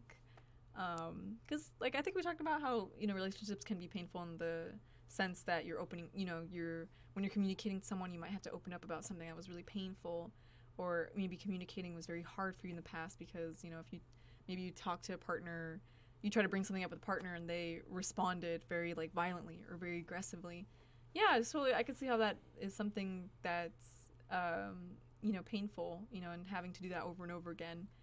I feel like it at a certain point just gets easier, I think, especially when you're with someone for a long time and they've shown themselves to be someone who's very receptive and just very kind and open-hearted. Once you find that person, you'll know when you get to that point. I know I have, so. Oh, who? Carl. Yeah. And so, yeah, I guess it is a love line. Yeah, today's love line. I think another thing too is, you know, if this girl is, if you try and open this conversation and she like doesn't want to like talk about it, or kind of deflects it, or just gets mad, or maybe just like, you know, leaves you on red or something, then don't force it. Because the more you try to like force the conversation that she doesn't want to have, like the worst things are going to turn out. So, you know, try to have that conversation, and if it doesn't go well, then, you know, it doesn't go well, and then you can decide. Yeah, you can make your decision from there. And if, you know, if you guys are able to talk about it, then, you know, of course, move forward from there. But if she refuses to open that door for you, then, you know, it's probably time to move on. Yeah. I don't know if I have anything else to say. I think we've kind of exhausted that. I feel like we went at that at all angles. But if you have any more questions, feel free to ask. If you got any questions about, you know, specific like scenarios or anything, just, you know, let us know, and we will do what we can to answer. Because we've both been through the ringer a little bit. Yeah, I mean, I feel like, I don't know. I guess like I was just gonna say that because, you know, I've had like a traumatic history with certain relationships as well, and you stuck around for better or worse. So yeah, because that's love. Yeah, then you know. Interstellar philosophy. Oh, more interstellar philosophy. I'm glad you enjoyed that, because I always feel like I'm just really boring. I was a philosophy major. You're fine. I feel like I'm bored. I feel like you're like, shut up about Interstellar. Shut up about Interstellar. Yeah, no problem, Draco. No problem, yeah. You know, keep us updated. If anything happens, you know, we'll be here again next Sunday. Every Sunday. If you have any more questions, or if your friends have questions, I guess. I don't know. If anybody's got questions. If anybody's got questions. Yeah. We are more than happy to answer. Yeah, because we've been there. We've been there, and we want you to not be. Yeah, we want you to not be. That's the tag for Sunday's Love Line. More interstellar philosophy. I feel like I feel like Let's see.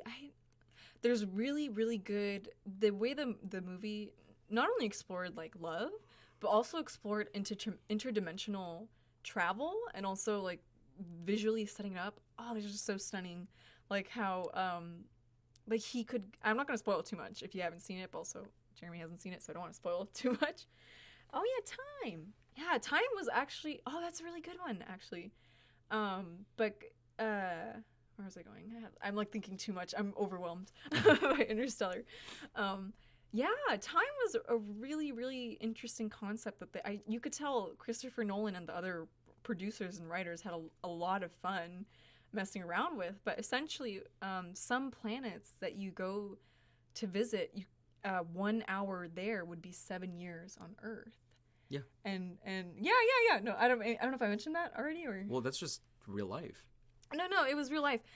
But he explored that through the lens of a dad who's kind of trying to come back to his kids, to people who are trying to come back to a planet that might not have people anymore because they took too long. So it's definitely very high in that regard. It was very like a tense, like high stakes movie. And since that first hour, I think first 2 hours watching that movie, I was so anxious when they were on that space travel because when you think about it, you really are sitting on a ticking time bomb That's interesting. Right? And I think the part that just breaks my heart over and over when I watch that movie is just Matthew McConaughey being like, shit, like, am I going to outlive my kids? Like, am I going to outlive everyone on Earth? Or when he was talking to his daughter, who was 10 years old at the time, and he was like, when I come back, we might be the same age. And she was just totally, like, blown away. She was like, well, like, well, not the same age. He would be older, but on Earth they would be. Well, I don't know. I don't know if that. Yeah. I don't know if that tracks. I don't know if that tracks. Yeah, because like, if we consider it like this, right? Like, yeah. Let's see. So first, let's talk about like dog years. You know, Dog like years. dogs Dog and years are kind of weird though. dog years. Well, Yeah. like dogs and other animals age faster because their Faster, hearts first. beat faster. Oh. So it kind of recycles their Yeah, blood I didn't and know their that. cells, like, you know, faster than turnover. ours does. Oh. So they technically like age faster than we do because their bodies have reset more times in the same amount of time than ours have. Huh. Okay. Does that make sense? It makes sense. It was just because I read something recently that was like dogs during that first year, it's really rapid growth, and you can see that because a puppy can give It's birth big to as fuck. yeah, and a 6-month-old puppy can already have puppies of her own. If Gross. yeah, I know it sounds weird to us because we're like, what the fuck, like a 6-month-old baby, you know, having Popping out bitches. yeah, and yeah. So I don't know how much that tracks though, because That's what I read like a long time ago. So maybe and it's humans since been kinda do that disproven. too. Not in the first year, but first we have like puberty and then adult, and then we're adults for the majority. Does that make sense? Yeah. Yeah. But like if we were to go off of that, then you know, we can measure an age or like a growth by like heartbeats. So if you're to right. go to a planet where 1 hour is 7 years on Earth, But they also went through a wormhole too, which fucked everything kind of up for them. But yeah. I guess, but like I think the heartbeat would stay the same, you know? So you're Perhaps. still aging Perhaps. at the same like rate. So even Yeah. though like 1 hour Mhm. has passed, On this planet. That was a yeah, fucked in up terms of planet, like too. time, Fucked up planet. Yeah. I think you still have aged 7 years because you're still a human and you're still growing at the same rate as humans do. It's hard to say that for sure because obviously we have not been through a wormhole or on a planet where this is a thing. But by the end of the movie, I think he's 120 years old. That's like what they label him as, but he doesn't physically he has not like aged, if that makes sense. How long are they out there? I think 23 years. God. But when what the like 23 like Earth years? 23 Earth years around And that planet. his kids grew? His kids grew. I don't know if that tracks. You don't think that tracks? I think the only thing that like would track about that would be the fact that there's like a wormhole involved because wormholes like I think bend time and space. Yeah, that's true. But So- also, I think it's possible. If there was a planet in our solar system, because there's planets in our solar system that are not necessarily that drastic, but they travel faster. Yeah. Yeah. But I think that if time is a construct. time is a construct. Yeah. But I think okay, let's say I don't know if this is true, but I think Mars might move faster. Potentially, I think you're right. Yeah. Yeah, and so if they're also close to a black hole too, so is the black hole the wormhole? The black hole is not the wormhole. The black hole is something else. The wormhole was something else that was, get this, put there intentionally by something else. And then the black hole Gargantua, the way it was affecting gravity was also playing a factor in time, if that made sense.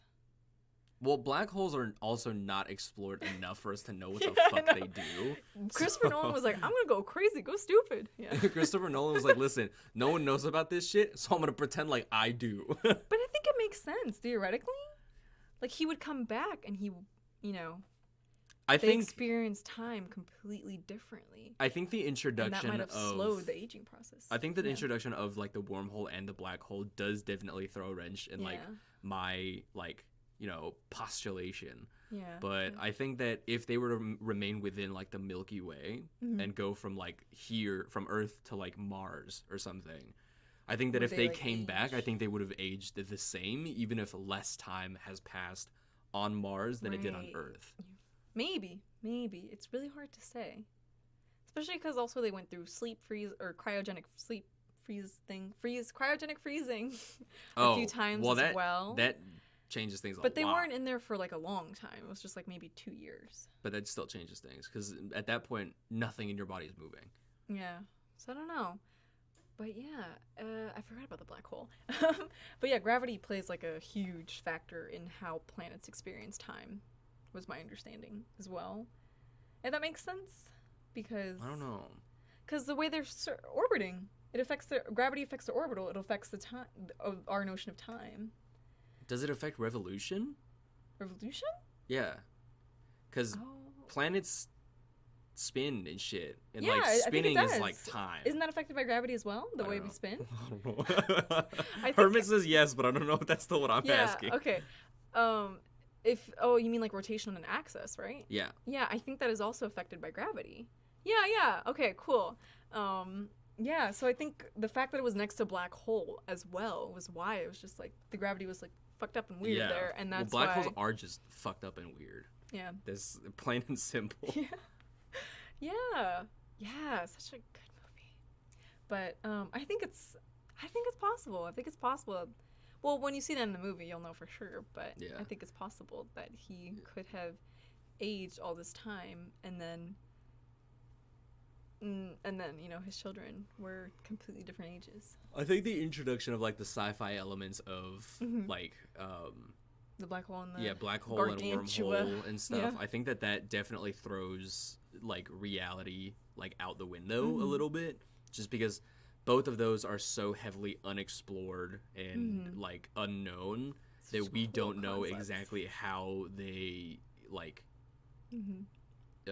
how they would affect, like, real life concepts. Right. Like, I think wormholes at this point in time can only be open for less than half a second, and, like, nothing can go through. Interesting. They definitely play around with that. My favorite part about Interstellar was one of my favorite parts, I have so many, was, like, the implication that wormhole was placed deliberately. And could you really say no if there's higher dimensional beings out there? Which there is. Yeah, that part was really the part where they're going through the wormhole and then they're like, "Holy shit, it's them!" I was like, "What the fuck? What the fuck?" It's so weird. It's weird to think about that. Kind of the premise of the movie. The thing that saved them was these interdimensional beings that they never met, never talked to, they interacted with them very inadvertently, but they never, confirm what was the interdimensional being that placed the wormhole there and allowed them. I thought you meant humans placed it intentionally. No. I was like, that's kind of fucked up. I mean, you have to watch it. It's kind of, I can't say yes or no to that, but definitely, like, some higher plane of existence was like, ¿Quieres? Yeah, so good. I've watched Arrival. Arrival was good. Arrival was the one with Amy Adams, right? Yes, Amy Adams. I always confuse her with Isla Fisher because they kind of look the same. They do. They do, right? Holy shit. Right? Yeah. Right? When I said that, I was like, I forgot Isla Fisher existed. So like I didn't like. It took me a second to like remember if you who put she them was. side by side, No, they yeah, look they're fucking really identical. similar. Look like they're sisters. Isla Fisher, I think, was in Now You See It, right? I think so. The Now fucking You magic See movie. Me? Yeah. I think that was her. God. Yeah, no, they it's like they have their own little thing, and then like Emily Blunt, Zoe Deschanel, Katy Perry, they're the fucking like same person too. Yeah. Avril Lavigne and her clones. Really weird. That's a Really conspiracy theory that we Yeah. could dive into. We could talk about it next time. No kidding. We could. We could. But basically, in Arrival, they also do a really well written, really interesting look at how we experience time versus these, basically aliens, right? That come visit and they're like, oh my god, like what's happening? Basically, the way they experience time is like really, really fucked up and weird. Like it's like how oh shoot, let's see. Like Janet from The Good Place, how she experiences everything at once, kind of, or for her memories aren't memories to her. She's just experiencing that, on separately in like a separate like plane of there's no existence. there's no like real past. Like she's there living it. This is kind of a similar thing with these aliens where they're like, yeah, we experience time really different from you guys, and Amy Adams is like, worm, really worm, Worm. oh worm. Hole? Yeah, and so I remember, I haven't seen it in a long time, but the plot is kind of her deciphering their language and realizing that language, literally all of time is just encapsulated, like all of human existence. It's like a blinking of an eye. For That's these guys. dangerous. Yeah, it's scary because for her, I think it throws her off her timeline, or she doesn't know what she's experiencing anymore. What she's experiencing happened in the past, or I don't know. I feel like trying to dive into like the knowledge of beings that are outside of our realm of existence kind of fun. is gonna fuck us. It's kind of fun. It's fun for sure, but I think also definitely it inevitably is gonna fuck you up. Yeah. Like knowledge is a curse or whatever, but like it's gonna beat you up. Like there's the whole thing with like eldritch horrors and stuff where if you like if you look too deeply into them, if you find out too much, you like are cursed or you die or you become like a servant or something. What a way to go. Oh, truly. No. Hulu, if you're out there. No. But yeah, it's just stuff like that. It's a really neat concept though to think about, and it, obviously whether we can fully comprehend it or not, I feel like it's something that it's definitely worth exploring. I think it's definitely out there to some extent. For sure, the whole like, interdimensional stuff. Yeah. And we already know what can transcend it. Love. First circle, Thank you baby. for coming to my TED Talk. No, I'm kidding. Have you seen? There was like a tweet that was like, "No more TED Talks. Ted listens now." Ted listens. Yeah. So I think we should probably like watch Interstellar at some point, and then also maybe Arrival. But definitely like Interstellar Arrival. first. They're both just very long movies because they're exploring very complicated topics. But Interstellar, I feel like, I'm not saying Arrival was a bad movie. It was really good. But what appealed to me most, the first time watching Interstellar, or when I made the decision to watch it, was just see you, Draco. See you later. Thanks for the question. And good luck. Good luck. Was also the what do you call the planets, the cool CGI and all the cool Forgot what a planet was? I forgot what a planet was called. It's okay, alright. me You're too. welcome. No problem. Come back to our love line session. No kidding. The big spheres and also the black hole. Just everything was so visually stunning in that movie. It's good. It's good stuff. Good stuff. The big spheres. The big orbital spheres. Mm-hmm. I can show you. I'm gonna show you a. Well, Herman asked if we would stream the watch, and Twitch does a Oh. thing where you can like stream like It'd be long. it's called like Prime Watch or something, where Oh. I can stream because you know how Amazon Oh, owns yeah, Twitch yeah. and shit. So I can watch What things don't they off own? of Amazon Prime Mhm. Video Yeah. on Twitch, and I won't get banned for that. So if I Oh. can figure out how that works, maybe I could stream the watch, but then you'd have to be Sure. here for like a fat minute. Yeah. Because Such a long movie. it would be a hefty stream. Like we would Yeah. watch the movie, you know, have the commentary about it like during the movie, and then probably also end up like, you know, discussing it afterwards. So we'd be looking Yeah. at maybe like 5+ hours. Yeah. Perhaps. Definitely not before my exam. Well, Oh, I mean, yeah, this for is sure. the Sunday before my exam, anyways. But I think I would be interested in doing that. I think it'd be kind of fun. It's a fun movie. I think to do that too. Let me see. Let's see. Watch parties.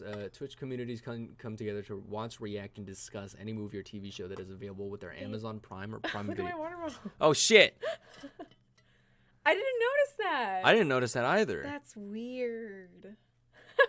Look, floating anti-fascism. That's my Antifa. Oh, yeah? See, Weird. anti-fascist. You can't see it. It glares Can too you? much. Wait. Oh, I think you can see it here. You can. Anti-fascist action, baby. Yeah. Let's go. My dad was really weirded out when I put this on my water bottle. He's like, "Is it fascism from like I don't know, People World War II?" And I was like, "You'd be surprised. It's here too." Yeah. see No, I it. remember I got the Antifa sticker when there were neo-Nazis or just Nazis on our campus a few years ago, and I was like, I want them to know that I'm not standing with those people. So, yeah. Did you figure it out? Yeah, it's actually Oh. super easy. I just Okay. add a button and then I click it. And then I Cool. log in. And then I just... Oh, wait. Prime Video channels, IMDb TV, and content rented or purchased on Prime Video are not supported at this time. So I don't know if I Oh. could because we have to rent Yeah. it. Yeah. But don't you have to... Is there stuff that you can stream for free on Prime? There's stuff that's included with Prime. Oh, so maybe that's what it is then. Inception is. Should we watch another Christopher Nolan movie? Christopher Nolan's just going to get so much money from me for no reason. Christopher Nolan's like, wow, my It's gonna be like, movies are what? so popular It's all gonna of a be- sudden. Where the fuck are my royalties coming from? Nobody's watched this movie in ages. Yeah. Honestly, he probably got that from me because I just watched Inception and Interstellar. Did you stream it or did you get the DVD? I just streamed it. Oh. I should buy it though because I've watched Interstellar like at least 7 or 8 times. Why not?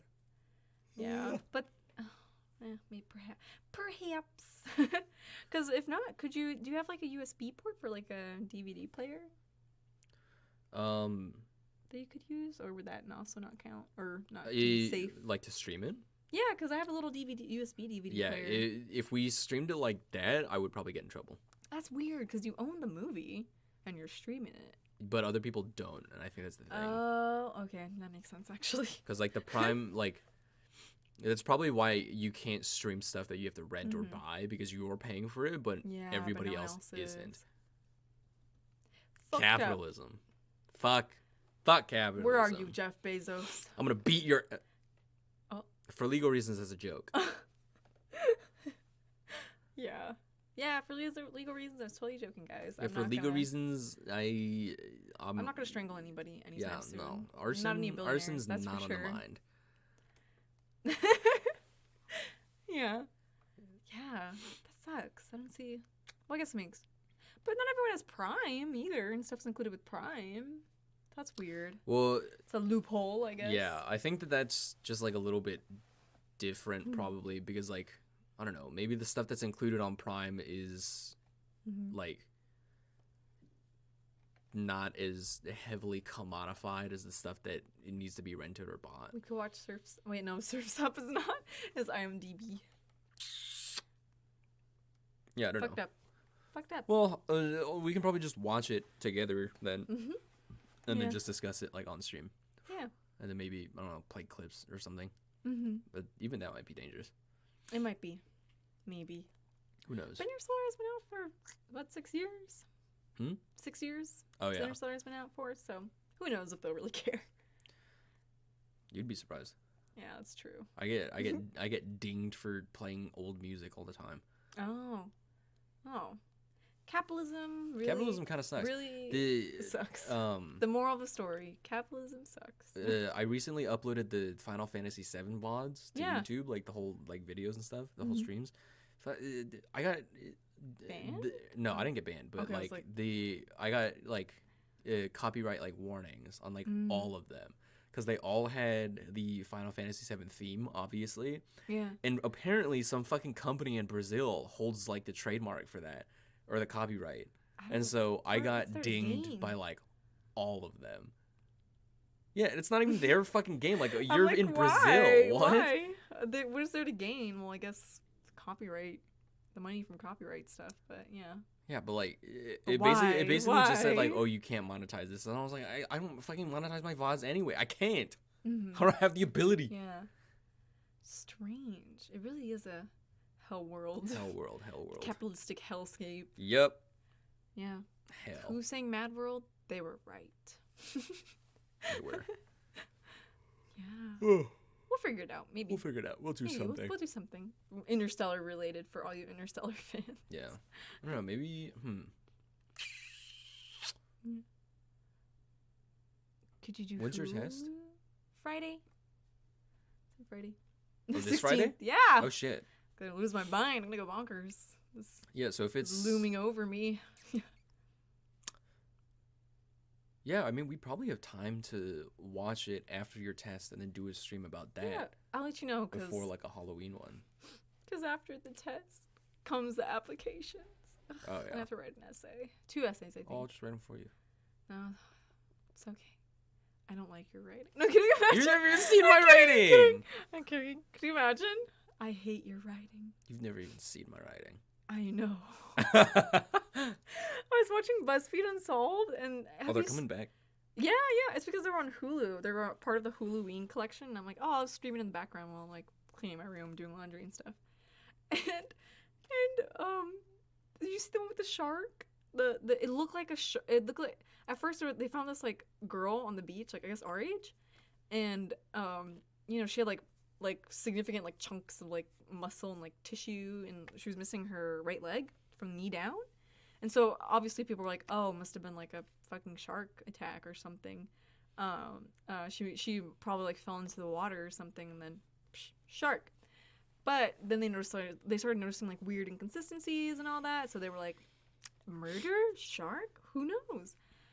Murder shark. Yeah, it was really creepy, but because she was just down face down in like kelp beds, like completely naked, and just like neck broken, multiple contusions, bites, cuts everywhere, right leg missing. Everything was like fucked up on this poor girl's corpse. And I guess this guy she was seeing before that happened, some like barista, I think, or bartender or something. He was like, oh, she was like, I guess like Ryan was like, yeah, I guess he was so torn up about it. He wrote this poem about her, and it's literally the worst poem I've ever heard. I don't remember the whole thing, but the last 2 lines were like that shark, I chewed on her lips and took off her shirt. That's I would haunt his ass. And then Ryan was like, he did it, arrest him. Yeah, 100%, dude. Yeah, and I was like, that, man, if I died and that was what I had to commemorate, like that poem commemorated my death, I would fucking sue from the grave. Listen. I would haunt that man. You don't have to worry because I'm shit at poetry and I would not do that to you. But you can't be worse than that.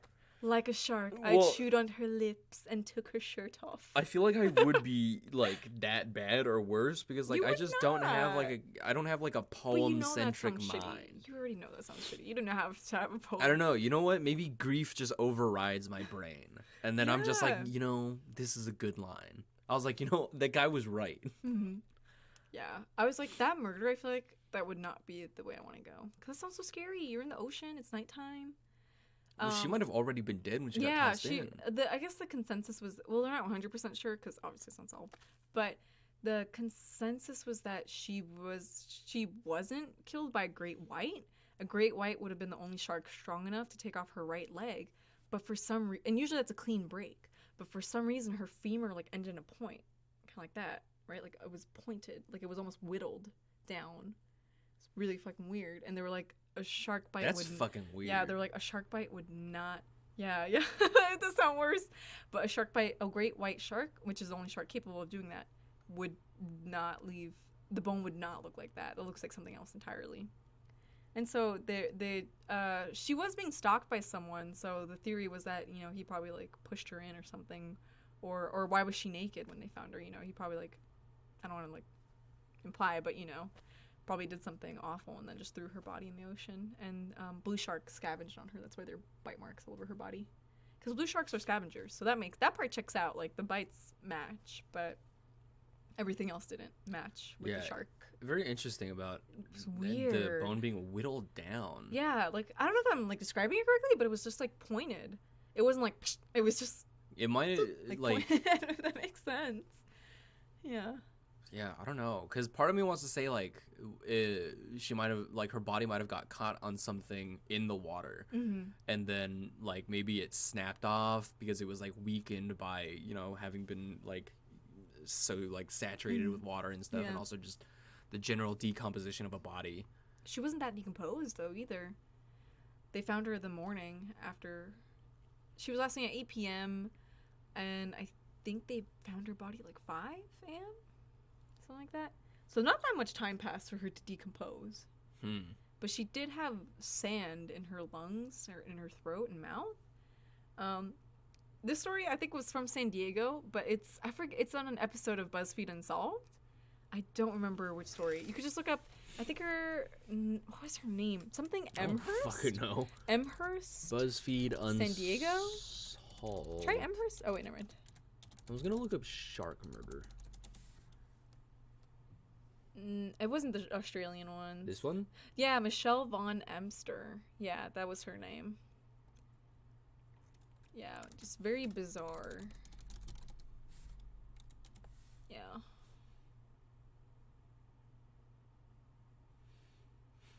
Oh my god, 94. Yeah, so it was a while ago. Not super long ago, but yeah.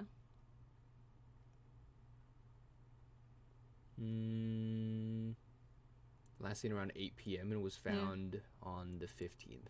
Yeah. So she was found the next morning, basically. Yeah.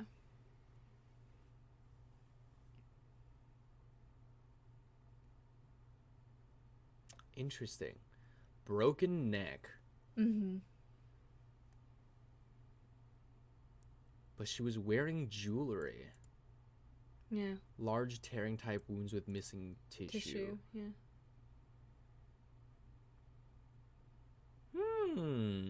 Weird. The autopsy right? states that Michelle was alive when her injuries were inflicted and would have had to have taken a large breath or gulp for all of the sand to end up inside her.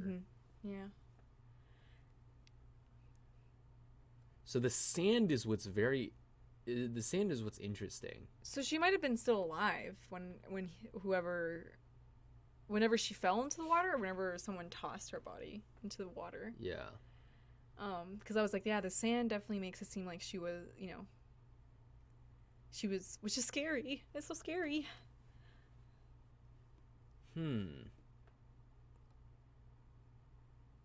Yeah. So I guess, like, the actual death was not caused by a shark, but yeah, because but they know that it wasn't caused by a shark, but they just don't know then like what caused it. Yeah. But if she fell, if she was murdered, I don't really say murder.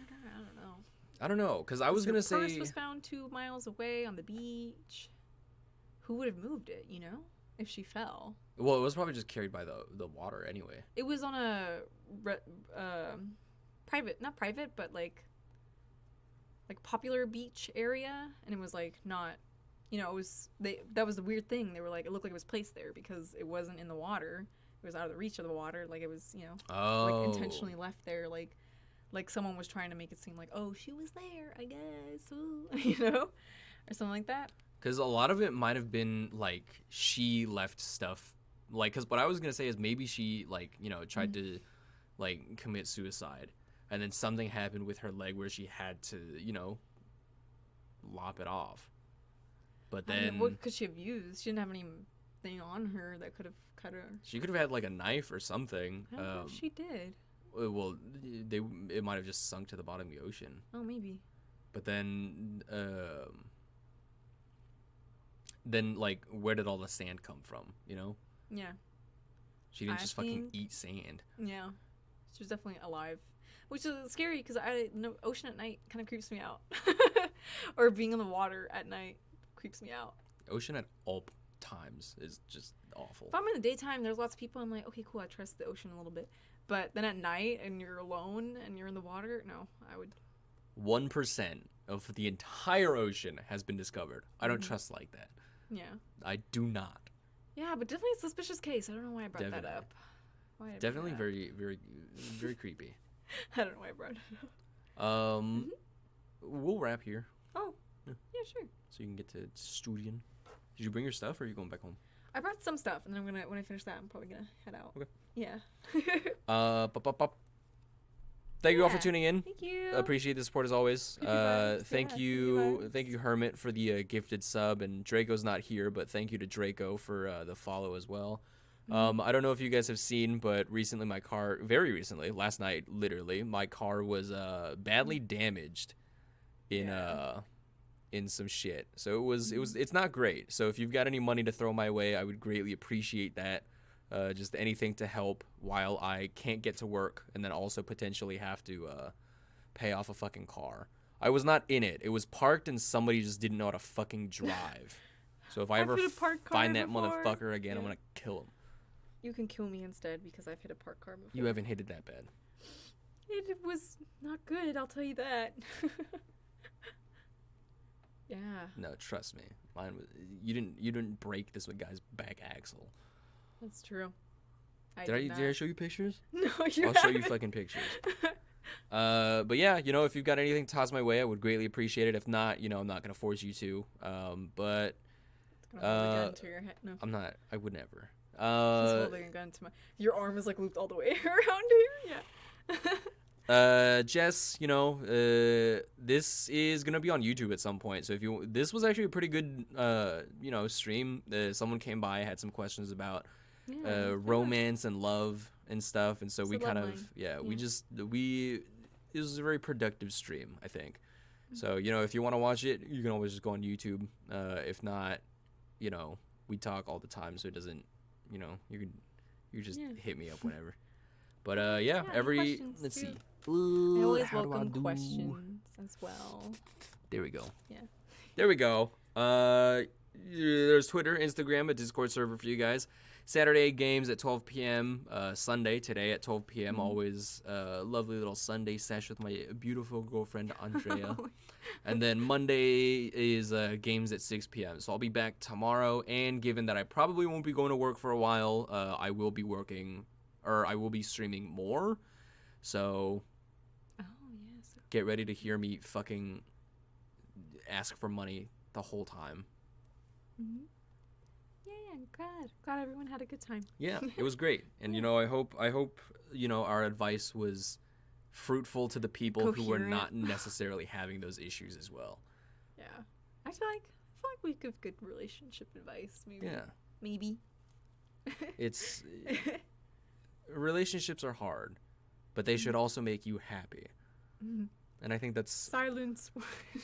Silence, wench. Yeah. I no longer wish to be horny. I just want to be happy. That's what a relationship is. No? Exactly. But you can be horny as well, as a treat. Yeah, as a little treat, you can be horny sometimes. Sometimes. Only sometimes, and that's too much, and we'll call the cops. Can't fall in any Jewish holidays. That's a big no-no. And I don't know. What about government holidays? Government holidays, those are the days to fuck. That's just so everyone knows. Yeah. Because you know what they say, fuck the government.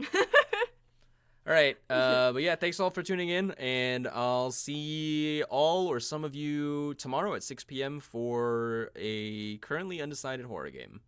Yeah. It's going to be undecided probably until like 30 minutes before I start stream, and then I'm going to be like, oh, this would be fun. Mm-hmm. So we'll see. We'll find out.